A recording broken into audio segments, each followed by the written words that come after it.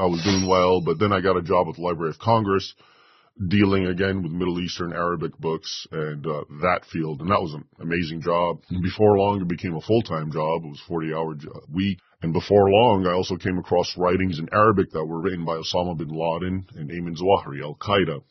And this was still when Al-Qaeda was big news. I found these in 2004, so just a few years after 2001.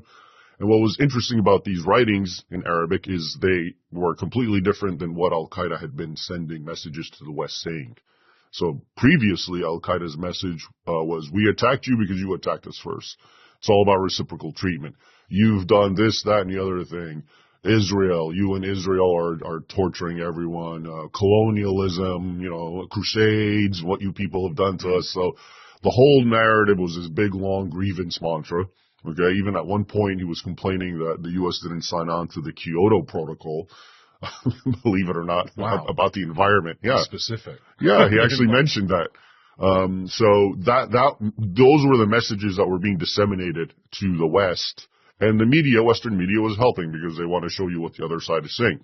What I came across in Arabic, though, said the exact opposite. It sounded more like ISIS, because now he's talking to fellow Muslims in Arabic, not thinking no infidel is going to be privy to this information. And it was basically, we have to hate and war against them because they're infidels. It has nothing to do with what they do, whether they're good or kind to us or bad or evil. We have to subjugate them. So I got a book deal of the Arabic thing because I wanted to show what Al-Qaeda had been saying to Muslims versus what they said to non-Muslims. And it came out in my first book, The Al-Qaeda Reader, which was finally published in 2007. That very early on initially struck me as a perfect example.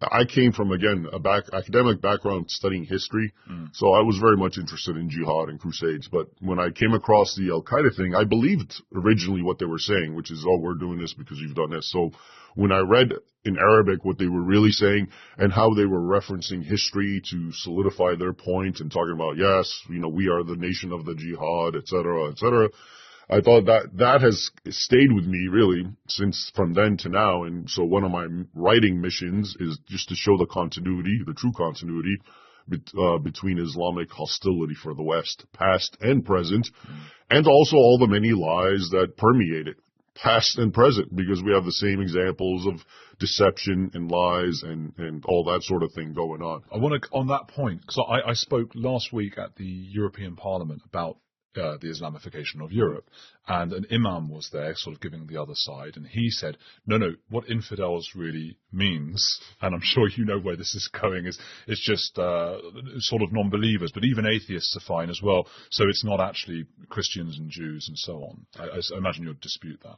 As far as infidel, it's funny because they come up with all these apologetics, and I think what he's trying to tell you is, so the word infidel, well, that's an English word. It's not even necessarily a good translation. I use it often. The word is kafir in Arabic, and it's true. So a kafir is a non-Muslim. You can translate it as a non-Muslim, but that's their way of trying to make it hygienic, because what it is a non-Muslim, but the word is loaded with so many pejoratives and evil connotations. Okay? So by default, to be a non-Muslim, based on this word, is to be an enemy. Okay? So, and maybe the other things that they play with is, they'll call Christians and Jews people of the book. That's what he was angling at. Right. Ahlul Kitab, which is, so if you're Ahlul Kitab, a people of the book, yes, you are technically better, to be treated better than the kafir.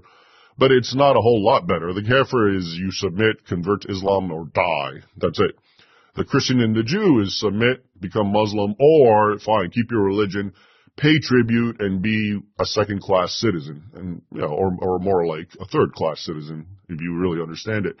So it's marginally better, but the war is to be waged on both until they submit one way or the other. The only difference is the Christian and Jew has the right to maintain their faith, but they are suppressed subjects. Quran 9:29 is the key one, which says, fight the people of the book until they pay tribute and feel themselves humbled. So it's not just about taking money from them. You have to make sure that in the social order that they are suppressed. And one of the reasons for that is in the hopes that eventually they convert. And they did. That is actually the history of how Islam spread. It would conquer regions, let's say Egypt, my ancestral homeland, or Syria. The vast majority of the people there were actually Christians, the overwhelming majority, with also a lot of Jews in Alexandria. And so they had the right to pay tribute. But before long, people have no money. It's a demanding amount of tribute that they want. And people get tired of being social outcasts. They can't get jobs. They are despised. They can't, so they become Muslims. That's the true story of the spread of Islam. And it's actually understood that this jizya tax based on the Quran is, on the one hand, to show some leniency. On the other hand, it's kind of we get money out of you, and then eventually you become a Muslim.